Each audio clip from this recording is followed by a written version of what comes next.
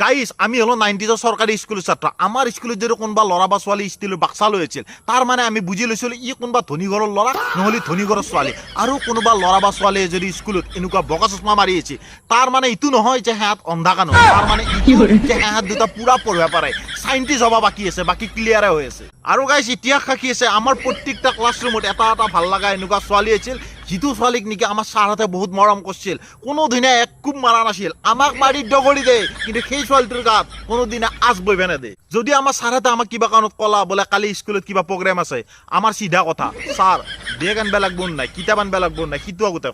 আজিকালি স্কুলত ল'ৰা ছোৱালীয়ে ইউনিফৰ্ম পিন্ধাটো কম্পালচৰি সদায় পিন্ধিবই লাগব আমাৰ দিনতো কম্পালচৰি আছিল কিন্তু আমাৰ এটাই কমন ডাইলগ আছিল যে ছাৰ মোৰ ছাতটো মায়ে ধুই দিছিল মই গম নাপালো আজিকালি স্কুলবিলাকত পেৰেণ্টছ মিটিং গাৰ্জেন মিটিং আৰু কিবা মিটিং কিন্তু আমাৰ পঢ়াৰ দিনত আমাৰ স্কুলত এখানে মিটিং হৈছিল আৰু সেই মিটিংখন আছিল কেন্দ্ৰ মিটিং